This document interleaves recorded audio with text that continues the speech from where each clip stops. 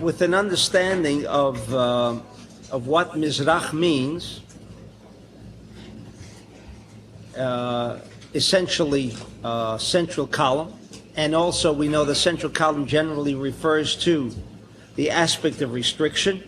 This is the sole intelligence that can create a unified whole in the universe. So when it says in the Bible, Shemot, in Yitro, or chapter 19, it says, in the 3rd month, after the children of Israel were gone forth out of the land of Egypt, and they came into the wilderness of Sinai, and in this chapter 19, we have the revelation of the Torah on Mount Sinai, the significance of the presentation of the 10 Commandments. Mizrach, which we also learned, means central column. And if you recall now that the 3rd month, Gemini, which is an air sign, we said also happens to be the air sign of the air signs. What does that indicate to us? That in this particular month, the force of energy intelligence called restriction becomes most manifest more than any other month, because you have both aspects of the central column force. The location indicates its central column. It's the 3rd month of the 1st of the Yud, and also it indicates that it is by and within itself a central column or air sign, which can unify the universe. When the Jews went out of Egypt, the objective was to come to Sinai to receive the Torah. What was the significance of the Torah? Why the Torah? We also know that on Shavuot, this holiday, incidentally, I'm not going into how we can tap the cosmos and how we can tap this energy that we will shortly understand, because all that is already in tapes, and I feel it would be repetitious for me to go into the same aspects which are readily available. And we're trying here to take another dimension, reach out, understand a little more of what Shavuot is about, because the more we know about something, the stronger the connection we have toward that particular thing. What was this idea when the Jews went out of Egypt that there should be a revelation of the 10 Commandments? What was so important of the 10 Commandments? While for most of us, the 10 Commandments, from an educational point of view, we have been maybe brainwashed, if you can say, that the 10 Commandments was the most significant event that ever took place, not only in the history of the Jew, but in the history of mankind, because all religions, and in fact all peoples, feel that this was a very significant month, which meant that in this month, in this day of Shavuot, the 10 Commandments were presented to the Jewish nation. How significant can we say that it must have been if most of the people of the world, including those who adhere to the precepts and those who do not, really conform to exactly what the 10 Commandments require of us? So in practicality, we might say that the 10 Commandments does not have the kind of influence. It has the awe which surrounds it, and we say the revelation of the 10 Commandments. But from a very practical point of view, how many people feel the significance of this holiday called Shavuot, even those who observe it? Observe it I would say, and from my observation, because it's one of those holidays that have to be observed, but that there is a special significance or there is a feeling that something important happened this day, other than the fact that you can say, well, the Ten Commandments were revealed. So what? How many people live by it? Civilization certainly doesn't live by it, because from that point onwards, look at the amount of wars that has engulfed this whole universe. So how significant could the presentation of the Torah on Mount Sinai and the effect of the presentation of the Torah on Mount Sinai have had on civilization? We might say almost none. Almost none. The moral code even is not something that most people, I would say there is a very small minority that adhere to the principles. So what is this significance that supposedly was revealed, and what do we want from it other than tradition? And if we're in that aspect of tradition, we can now have the answer why 90% of the Jewish people do not observe the Shavuot as a holiday any longer, because it doesn't have that kind of meaning, that kind of significance, other than, as much as Cecil B. DeMille tried to create a kind of aura around this great significant event, but by and large, after you walk out of the movie, you forget what happened. But what we have learned now ties in very much with two aspects. The Ten Commandments are mentioned in which parsha, which section of the Torah? Called Yitro, a non-Jew.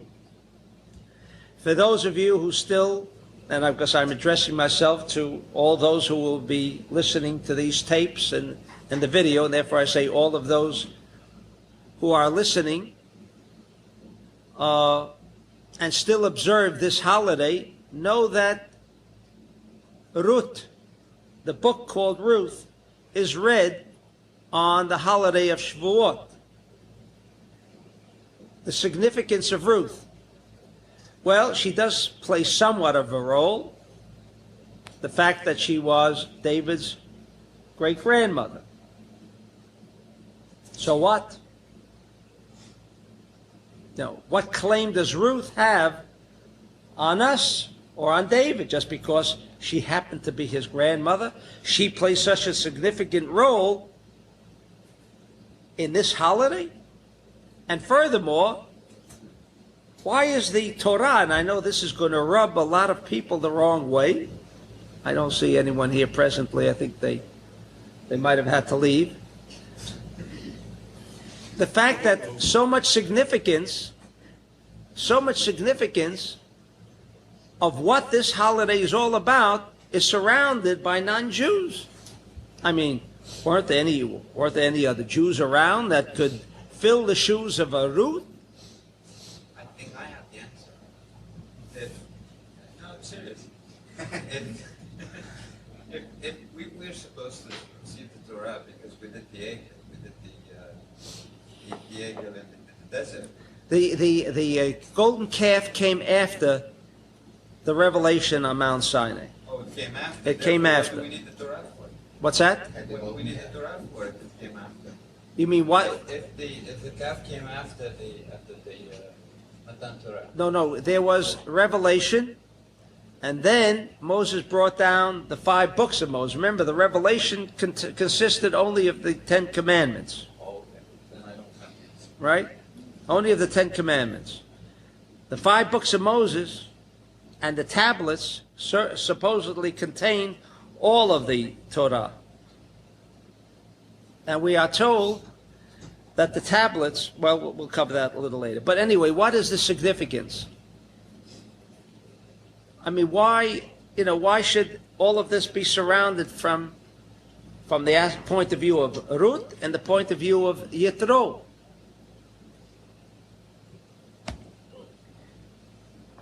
We are stressing here the significance. We are stressing here the significance of East, of central column. We also have a clue as to why the revelation on Mount Sinai occurred in the third month, meaning the month of Gemini, because obviously the revelation has some connection also with central column.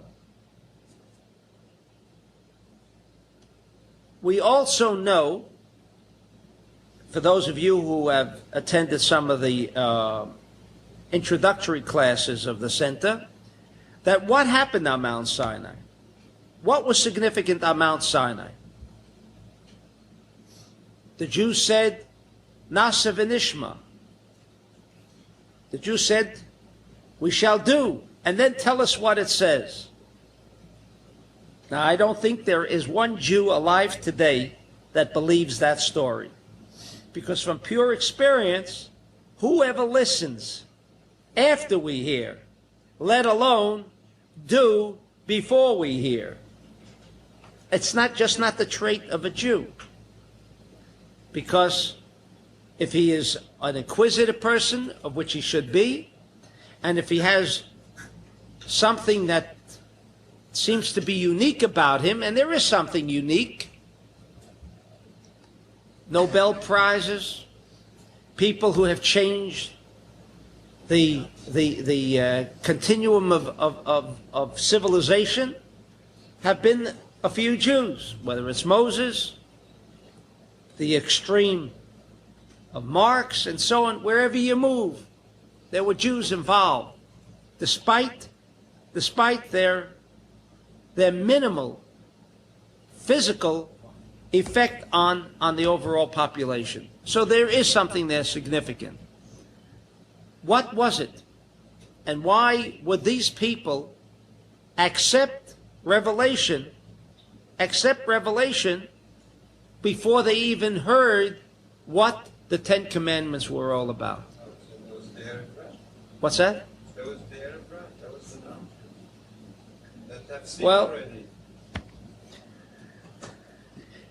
in any event, the answer that we ascribe, and because I don't want to go into detail, as I said, much of this is covered in introductory lectures, and I don't think it's fair to repeat them. And that is that Naseh v'nishma, when it says the word Naseh v'nishma, it is another coded example of what the Torah is all about. In one other place in the Torah, it says, not one, but one significant place where it says the word Naseh, and that is in Genesis 1, when the Creator spoke to somebody and said, Naseh Adam, let us make man. Let us make man. In other words, the word Naseh, translated as we will do, doesn't necessarily mean we will do, but that we are going to be made or we are going to make, not necessarily do. And so from the Kabbalistic point of view of what happened on Mount Sinai is where these people, these very primitive people called Jews, when they were told, they weren't told about what was included in the Ten Commandments, but they were told what the Ten Commandments would do for them. That they were told in advance. And what were they told it would do, says the Zohar in Parshat Yitro? There would be revelation, but that word revelation has become corrupted. Revelation of the Ten Commandments. What a great feat. That's not what it meant.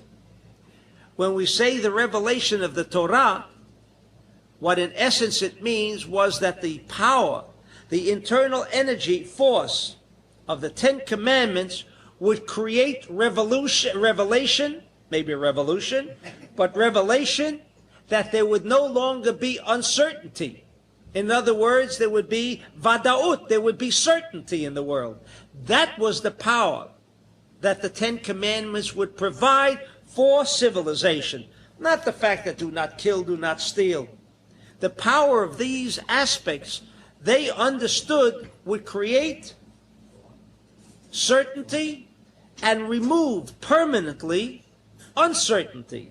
Now, there is no greater blessing for all of mankind is the fact that you can see from beginning to end. There is no uncertainty. The one problem, if I were to ask, what is the problem of civilization today? I can describe it in one word. Now, I would not say housing, I would not say food, I would not say the other thousands of answers given for the problems of society. I would say there is one answer, and that is the energy intelligence of uncertainty prevails. Everyone is worried about tomorrow. No one knows what tomorrow will bring. And that creates fears and creates everything, but it's uncertainty. So when we discuss revelation on Mount Sinai, we are discussing what? Revelation. We are discussing that the reality of life became revealed and there was no more illusion. And everybody could see from beginning to end. Everyone saw the whole picture. You saw that if someone thought he would come in to steal something from your house, you saw it in advance. Everyone would see everything in advance. When the Jew heard this, this is a prize. This is a prize. And so when he said, how to affect it can come later, but are you telling me this is what it is? Of course. But he said, how do you achieve something like that? And the Creator said, you're going to have to become a real Jew. What do you mean a real Jew? You're going to have the extreme and epitome of desire to receive for oneself alone. That wasn't too hard to convince the Jew about. That to increase his desire to receive, he didn't need much thinking. You remember we asked, how could the Jew, without thinking, say, sure, you want to give me the 10 Commandments? Nasa v'nishma, tell me what it says there later. That's not what they were talking about, because no Jew would ever have accepted the Torah on that principle. They were told in advance, you want to have the greatest desire to receive, because it is the only way that everything, all knowledge that could be acquired would, of necessity, must contain a vessel that can draw all this kind of energy, all this kind of intelligence. So what happened with the word naseh, they agreed to become, like it says in Genesis 1, a new creation, a creation of the epitome of the desire to receive for oneself alone. Because the rewards meant everything that the Jew could accept, and he did accept it. And had it not been for the breaking or the shattering of the Torah, which we will shortly discuss what that meant, illusion would never have been part of our realm. We wouldn't have to be frightened about what's going to happen tomorrow. Illusion would not be part of the landscape of this terrestrial realm. So what is Shavuot about? Revelation. Now, as the Zohar constantly says, Ein edel beruchani. When an event occurs, an eternal event, what do I mean by an eternal? It is not part of the illusionary physical realm, but is part of the reality realm. It never disappears. Once it has come, it is here permanently. This scene that happened on Mount Sinai, the scene of revelation, is ours to be had again, each and every single year. Because once this aspect of revelation, what does it mean, revelation? No illusion. You mean that I can have access to information of tomorrow, the next day, and the day after? I can be guaranteed that kind of life? Beautiful. That is what Shavuot is about today. It is not that we are celebrating, again, the revelation of Mount Sinai, another holiday, to burden us with another one of those holidays, but rather to connect, if we can, and the Ari and the Zohar, and they are the only ones who have provided us with this information by which we can connect and tap into what? Revelation. Not the 10 Commandments. The Ten Commandments was the medium by which we will make that connection. But the purpose, the objective, was not the Ten Commandments. The objective was what the Creator always had in mind for us. The benefits, the beneficial aspects of life, not the troubles that we only counter each day for thousands and thousands of years. This was not the objective. The objective was tov. The objective was good. The objective was what is called good, certainty. Certainty is another word for everything that is good. Uncertainty is the embodiment of everything that is negative, that is lack, that is the basis for all of the troubles of the world. Uncertainty. What would ensure the Jew? What would ensure the Jew? And for that matter, all of mankind. In other words, he was there as the desire to receive in its greatest potential. He was there representing the whole world. The whole world. He was going to bring down this certainty, this energy, thought, intelligence of certainty for everyone. It was not only for the Jew, but why was he capable of bringing it down and no other nation? Because he had the greatest desire to receive. He had this greatest negative aspect that is required to bring down this kind of energy. The reason, and getting back to the original question, so why was it included in Yitro? Because another trait of the non-Jew, as opposed to the Jew, is the fact that he does not have that kind of desire to receive that a Jew has. He is not as greedy. The non-Jew is not as greedy. He is not as selfish. And therefore, it has its plus and minuses. He is therefore not one of those seven who change the format of civilization from its beginning, meaning those seven people, including Moses and all of the other Jews, like Einstein, who was considered one of those, who changed the destiny of the universe only because they had that kind of desire to receive, so intense that they can draw this kind of revelation. Einstein, all he produced for us was a revelation of quanta, a revelation of a unified whole, a revelation of an atom, of what it means, what is energy, what is power. The non-Jew, not having this kind of desire to receive, was also there to teach us that, remember, on the one hand, you can draw this energy, but if you abuse that energy, if you don't balance out that energy, and despite the fact that it was B'chodesh HaShlishi in the third month, and mind you, the Creator knew in advance that the revelation must take place when there is this cosmic energy of central column, Gemini. Because why do we call it Gemini? I also explained that, but briefly, why is it called Gemini? Twins? Because it meant it is more than just twins. These two, the two commandments, or the two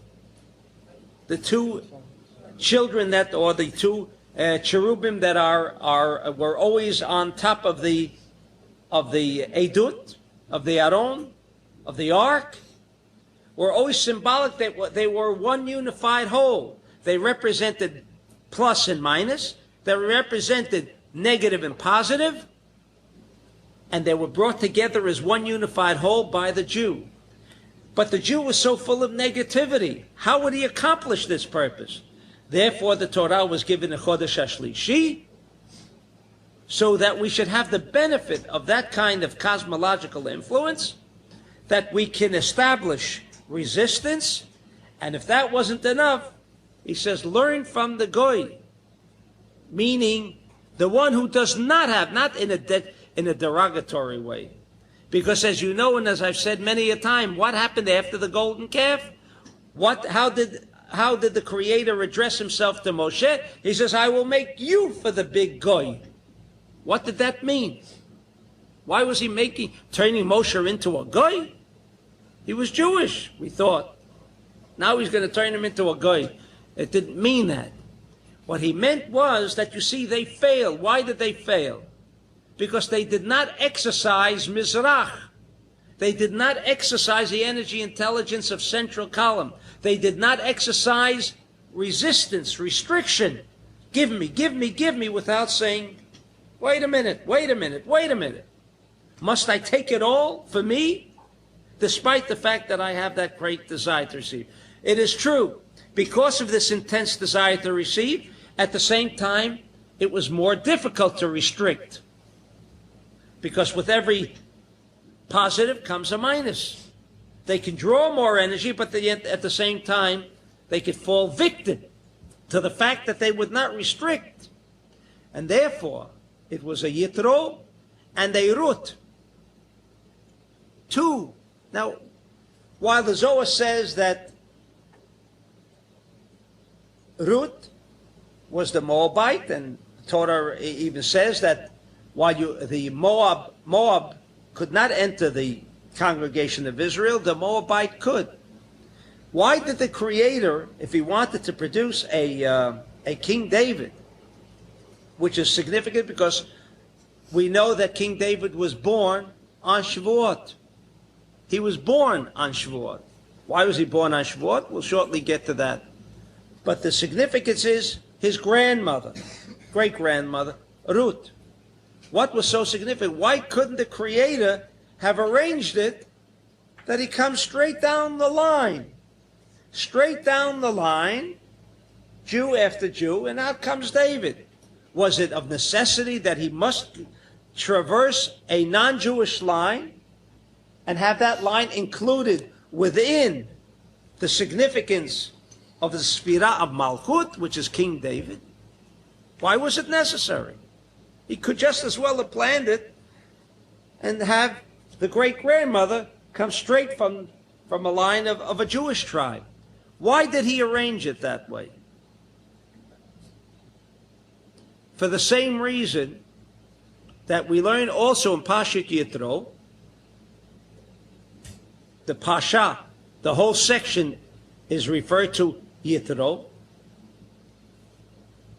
and we can ask one other question. Moshe couldn't find a nice Jewish girl to marry? What was wrong? I mean, there weren't enough nice girls around then? That difficult? Must have been one girl there that Moshe could have married. What's that? All the Jews were in Egypt. Were in Egypt. And he couldn't find a nice Jewish girl in Egypt. No nice Jews in Egypt. Egyptians are not nice Jews. What? It was out of Egypt. Maybe if he came from Syria, it would have been better. No? You don't like that one. Which one should I say? Morocco. They come from Morocco. That would be better. Why?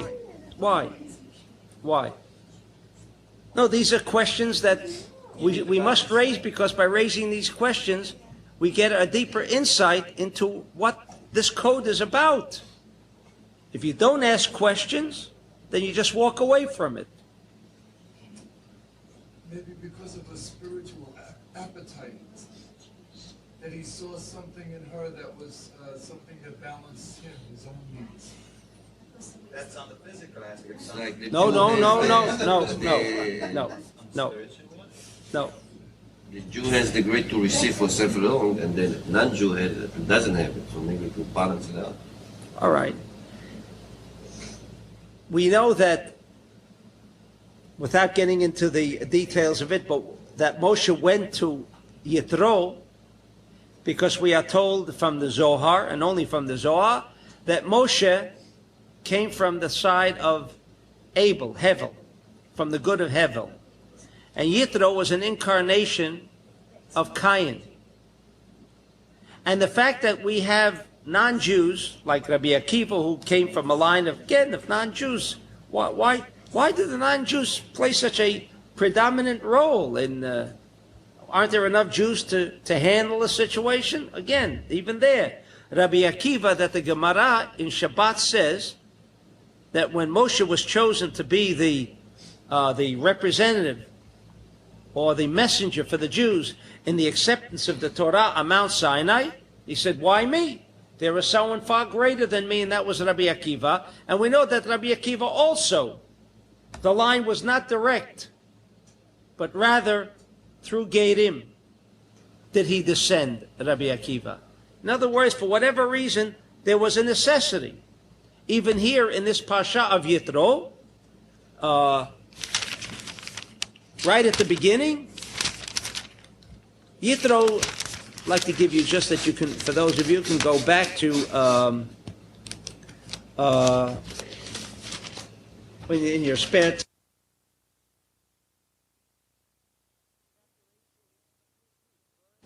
In chapter 18, verse 13. And it came to pass on the morrow that Moses sat to judge the people, and the people stood about Moses from the morning unto the evening. And when Moses, his father-in-law, saw all that he did to the people, he said, what is this thing that thou doest to thy people? Why sittest thou thyself alone, and all the people stand about thee from morning until evening? Meaning, if you're the only judge around here, and there are people who are coming with disputes or questions or whatever, they've got to wait all day just to see you. And his suggestion, as the verse continues on, his suggestion was, make judges for 10 people. And if there are difficult questions, then they go to the higher court and go to the higher court. And finally, they'll come to you if no one else can answer it. Moses couldn't think of that. Moses, the smartest man that ever lived. Moses, who was on such a high level of consciousness, couldn't understand something like of such a small nature. Instead of making people wait all day for him, delegate the authority. No, he needed Yitro. And to the extent that this was such a great revelation of Yitro, that it's even mentioned in the Torah, and that's why it says, in fact, the Parsha of Yitro is called Yitro. It's called Yitro because he made this suggestion. And therefore he has a place in the Torah. I mean, Moshe couldn't think of it. All of us can think of something like that. Anyone going into business. And if the business expands, what does he do? Managers. He puts in managers. Everyone understood that. The only one who didn't understand it, it seems, was Moshe. Are we to believe that's the way it happened? Are we to believe that this is why the Parsha is named after Yitro? And that's why the 10 Commandments mentioned in the Torah must be mentioned where? In the Parshat Yitro. There must be something more deeper, more significant. Along with what we have just said, and to make our connection and understanding, in other words, whatever we hear tonight, whatever we hear here tonight, we shall hopefully capture on higher levels of consciousness.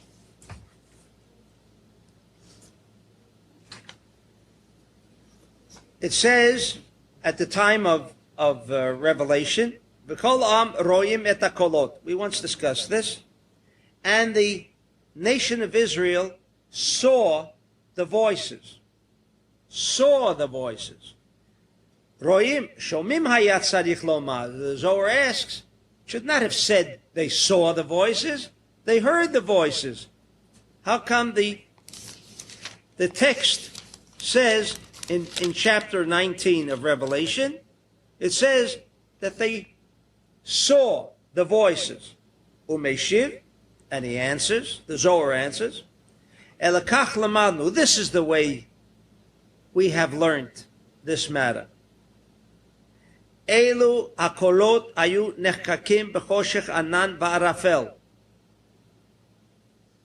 V'niraim behem kamo shenira guf. V'roim ma sheroim, v'shomim ma sheshomim. One of the truly mystical expressions of the Zohar in his answer to a very simple question. Why does it say that they saw when it should have said they heard? And what is he answering? That the voices were embedded, nechkak, were inscribed, more so were engraved in the clouds. Were engraved in the clouds. And they were observable. What was observable? In other words, you know, sometimes we have illusions about clouds. Have you ever seen clouds? Sometimes they appear like they're mountains. If you're traveling in open spaces, they change. They have different forms. They may have different meanings for different people. So the Zohar is saying that there is energy intelligences. There are voices speaking. There are intelligences speaking. And the clouds take the form of the way they appear, because what kind of energy intelligence appears, and that's what we seem to observe. So you say it's an illusion? The answer is it's not an illusion. That's really what's talking. That's really what's going on. So how do you know what's going on? How do you know the discussion that is going on between, or the internal aspect of the clouds? What you observe, right? What you see. You know, if it looks like a mountain, then what's going on internally in the mountain, in those clouds, are discussions of creating mountains out of the clouds. So what happens? The cloud gives the observer, the one traveling in that automobile, and suddenly looks out yonder, he sees, like, he's not sure whether they're mountains or they're clouds. I'm sure we have all experienced that. So he says they look like bodies. So actually, the way he's answering this difficult section of the Torah is, what do you mean they saw the voices? They saw the expression of what was going on internally within the clouds. Ro'im ma shero'im v'shomim ma shomim. Because not all of us see the same thing. One says he sees it this way, and another one says he sees it that way. In other words, what the Torah wants to tell us is what happened before revelation. Nothing was certain. Everyone can interpret anything and everything that he wanted, as he saw, or as he wanted to observe things, as he wanted to see things. That's what he saw. We all do those things in our life. We all justify our actions by seeing things the way we want to see them, although that's not what reality is about. Okay? And they saw things, v'yodim ma shelo yodu dorot acherim habayim achreihem. This was this generation. But what they saw was what was there. They saw reality. They saw reality. So why does it say that they saw that? Again, to indicate to us, says the Zohar, that nothing, no body language as it is known, expresses itself, even as I move my hands, if it wasn't the fact that something is going on internally. That's why there is a physical expression. So what the Jews were being taught immediately is to look into the inner perspective of things. How do you look into the inner perspective of things? How? How do you achieve something like that? How do you achieve revelation? One clue. One clue. You've got to minimize the aspect of desire to receive. While the Jew was embedded with this kind of desire to receive, nevertheless, for him to make the contact with revelation on Mount Sinai, meaning this coming Tuesday, we're going to be doing that same thing. The same thing that the Jew did then is what we're going to hopefully do on Shavuot, is tap that intelligence of reality. How do you do that? By curtailing the desire to receive. While without the desire to receive, we could never achieve the maximum of revelation. But at the same time, remember Yitro, remember Ruth, remember all of those Chasidei Umot Olam. They are called Chasidei Umot Olam. Those non-Jews, and the reason that David came through that line, and the reason that Rabbi Akiva came through that line, because those Jews who came via that and received the impression of being a non-Jew, meaning what was it that they received? They received this aspect of a restriction of desire to receive. While they were Jewish, that absolutely would follow with them, that they would have the tremendous desire to receive. But at the same time, there would be a limitation placed on that desire to receive.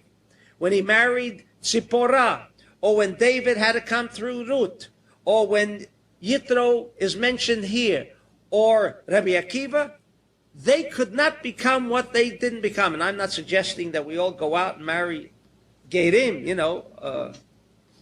but the fact remains that a non-Jew has the desire to receive more under control. And the answer is, of course he has it more under control, because he doesn't have that kind of an intensity. Great feat. However, it appears like the Jew could not have made it if he did not have that kind of mentality alongside. Wait a second. You look at the non-Jew, you learn.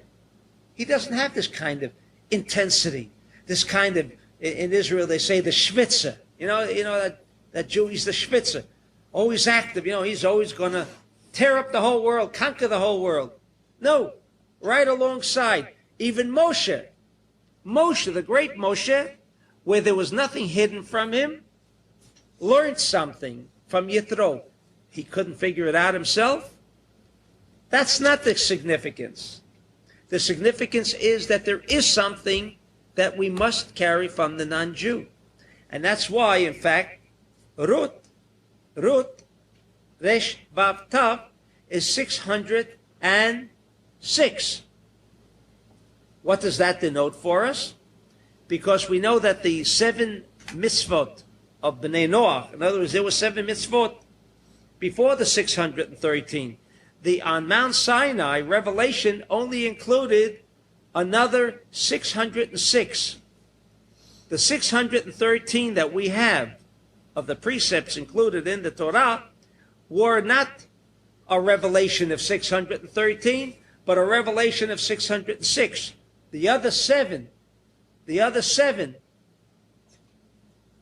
were there before. They were the Sheva Mitzvot B'nai Noah. So the reason why there had to be this kind of parallel direction in Jewish life was of necessity to be accompanied and influenced by this aspect called, quote, the non-Jew, meaning what? The tempered desire to receive. This is what is the only way that a Jew who is born that way can only access to revelation. If he does not temper that desire to receive, he will never get it. How does he temper the desire? By restriction. Certainly restriction by the Jew is far more difficult than it is by the non-Jew, because his desire to receive is of a greater intensity. One of your takes, Rabbi, you mentioned that burning is an evil part of ourselves, a lower part of ourselves. Would it not, in an interpretation, be to temper the personality, and that when it doesn't receive, to make that more less desirable, and have the Jew, which is the higher part of the self, with a tremendous desire to receive, and that way comes through? Could that be what it means at a higher level? It seems that we could not experience revelation without the assistance of that concept. And it also says that in the time of the Mashiach, that this is not going to be the job for the Jew alone. This is not the job for the Jew alone. Rabbi Ashlag, in his Matan Torah, in his gift of the Bible, states very clearly that if the non-Jew does not participate in the V'yahavta l'recha kamocha, love thy neighbor as they would thyself, similar as the Jew has been commanded in Leviticus, then the Mashiach cannot come. I'm talking about it has to be without as well as within. It's only within. Oh, only within, okay. Thanks. All right. I'll answer. Therefore, we can understand another aspect, that on Shavuot, there is a custom, not only in the Bet HaKnesset, not only in the synagogue, but also in the homes, to bring flowers. Flowers is the symbolization of Shavuot. Now, why is that? Why flowers? Because we know that the vegetable kingdom, which includes flowers, is symbolic of the Vav, of the Yud Kei Vav Kei, of the four kingdoms. The inanimate, and then you have the vegetable kingdom, and you go up, speaking from the point of view of light. The reason why we put these flowers all around us, because this is Vav, this is Eir Ampin. No, when you start from Yud. But it's Eir Ampin. It's Eir So Ampin. that means starting from Akud? That's why I said, depending if you're looking from the vessel or you're looking from the point of view of the light. But in any event, the green represents central column. It represents central column. Because it represents central column, again, why do we put this minhag? Is it a symbolization? Is it a minhag? It is teaching us because we're going to make use of those flowers. What do you mean make use of flowers? Because we know, why is the vegetable kingdom associated with central column? Because its thought, energy, intelligence is resistance.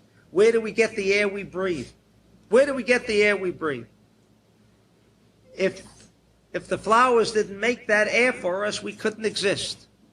Air comes from the vegetable kingdom.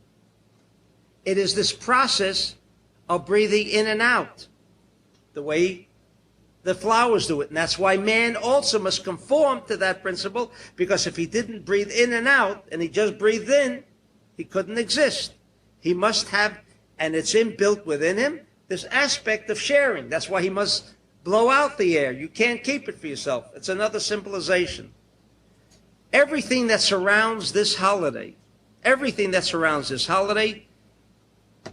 is surrounded and wound up with only one aspect: how to tap the energy intelligence of resistance, how to tap the energy intelligence of restriction.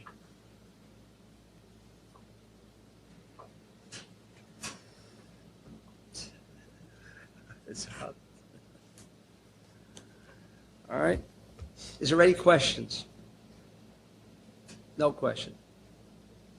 What's the significance of the white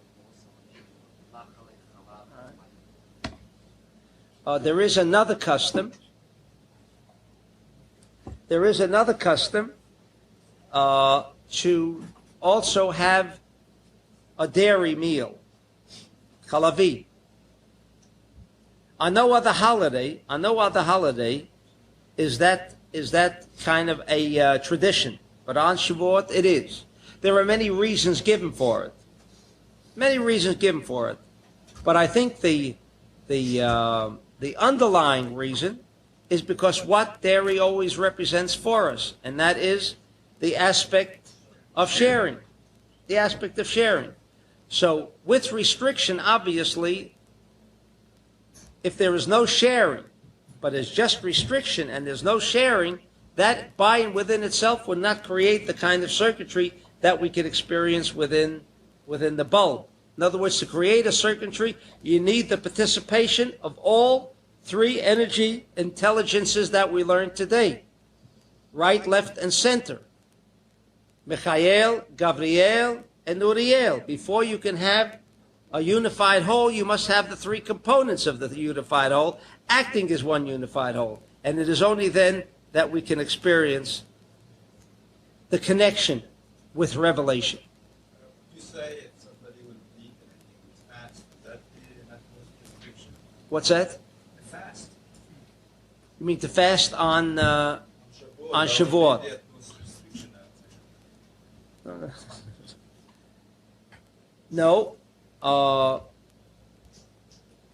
While in essence, we, on Shavuot, you might ask that question. If like on Yom Kippur, we have reached the highest level of consciousness, supposedly by fasting, which is called the Bina consciousness. Bina consciousness means that's where the energy store is located. That is always the endeavor of any spiritual climbing to achieve something, is Bina. Actually, Shavuot is Bina. But what is the difference then between Yom Kippur and Shavuot? The difference is that on Bina, we are not looking for the total revelation. On Shavuot, there is total revelation. On Bina, on Yom Kippur, it is connected and merely directed to one aspect. And that is the kind of life, the kind of cassette that I want to choose for the rest of the year. The kind of cassette that I'm going to choose. And that it should be a good cassette. And to achieve that Bina consciousness, I must fast. On Shavuot, there wasn't going to be any more Torah. It was going to be all over with. The Mashiach had arrived. Had they only waited 40 more days and not have made the golden calf, there would not have been any necessity for the Torah. It would have been all over with. At that point, it was all over with. Yom Kippur is there to provide us with another year of energy. Nothing more. It doesn't have any connection to do with the overall galaxies and cosmos of Mashiach. Shavuot represented at that time, and for us it represents today, total revelation. What is the difference between before Mashiach and after Mashiach? The aspect of uncertainty. After Mashiach, it is certainty for everyone. Before Mashiach, we still live in this parallel universe of illusion together with certainty. Illusion meaning uncertainty, and certainty which means no illusion. That can only come after the coming of the Mashiach. That's the kind of energy we tap in on Shavuot. The Mashiach concept. Bina of Yom Kippur is only something that will keep me going for one more year. Nothing to do with the realm of Mashiach. In fact, it is the only holiday that does not require any actions. Pesach, you must eat the matzah. Sukkot, you must make the sukkah. On Shavuot, it is the easiest and simplest holiday. Nothing really to do. What's that? What's that? When? Not to eat? No. You must eat meat as well. What's that? To have one dairy meal. That's right. To have one dairy meal and the rest should be meat, sure. No restrictions. No restrictions insofar as the physical reality is concerned. There is nothing positive that must be done. In fact, if you don't eat the dairy meal, it is not something that you have not fulfilled if you didn't eat the dairy meal. If you slept through the whole Shavuot, you also tap that consciousness. But the Yom Tov effect, though, is still there, too. Not to do work. That's right. But not like on Pesach to eat the matzah, or on Sukkot to make that sukkah, or to eat in that sukkah, or to have the lulav and etrog. You say if he slept through on Shavuot, there's a minhag, there's a custom to stay up the whole night and read the Torah. And if he didn't, he taps the energy anyway. The reason for staying up all night is only... Why do we stay up? Oh, why do we stay up? I mentioned that in the tape. That's why I didn't want to repeat it again. You didn't hear the tape? Fine. All right. You must have heard a marathon on Shavuot in Israel, right? But the reason we stay up all night is, they sell life insurance. And I've always said the Kabbalist doesn't sell, he sells life insurance too. There's only one difference between the two. The life insurance you buy from an insurance company is usually payable after death. And the insurance policy that the Kabbalist sells is insuring life, that you extend life rather than collect after you die. If you stay up all night, as I mentioned in the tape on Shavuot, and you cover the areas and read the areas that are prescribed within the Ari's teachings, he guarantees us, as the Zohar says, one who is up all night is guaranteed that he will complete the year, meaning until Rosh Hashanah. He is guaranteed that he will complete the year if he's up all night, and that no physical harm can come to him. That's our, if it is true, that's what you call life insurance. So by sleeping, we miss out the rest. That's all. That's all. It's a lot.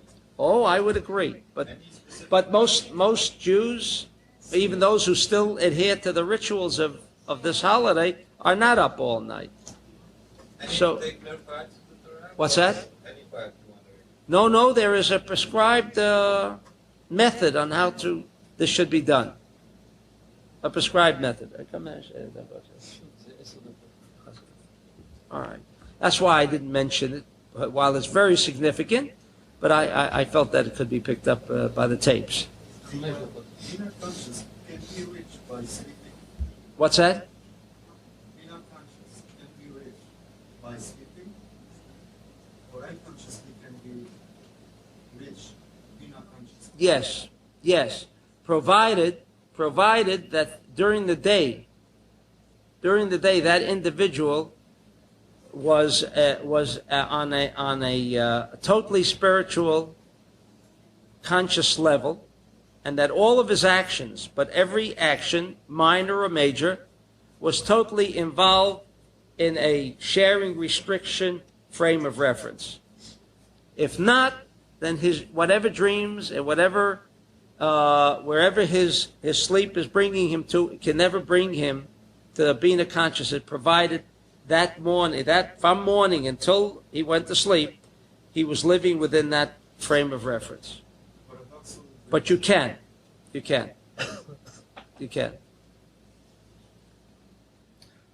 All right? Now, getting back to what all this meant for us insofar as the this Parshat Bamidbar, and it's beautiful that it coincides with Shavuot, and that is that we said before that we have the signs of the zodiac. How can we actually control the influences if we can? So the Zohar says, by understanding the principle of what made revelation, because what is controlling the zodiac, signs of the zodiac mean? In essence, in a word, what do you mean to control? Control for what purpose? So we discussed that in every sign of the zodiac, there are positives and negatives. Because what does that mean? They're not connected. They're not one unified whole, because if the positive and negative were connected as one unified whole, there would be no problems. But because we are innately brought into this world with these two reflections of a positive nature and of a negative nature, meaning that they are separated. It is fragmented. It is not unified. The Zohar brings to our attention these two aspects, that within every, whether it's an air sign, there is going to be three composites. And if they're not brought to a unified whole, then no way can you achieve a dominion over the signs.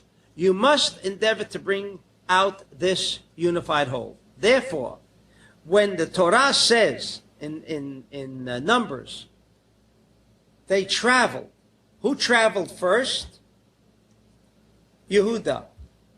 And the Zohar asks, What? Why would the Torah have to tell us how they travel, when they stop? All of their nesiyot, and there's a great amount of ink spent to tell us about their travels. Is that really a moral teaching even? Let's say the Torah is teaching us morality, is teaching us intelligences. What does the nesiyot have to do? Nesiyot. And the Zohar answers the significance of these nesiyot, of these travels, is to talk about the travels of our life. We travel through life. You want to know how to travel through life? You must always begin with Yehuda. You must always begin with that central column. If you can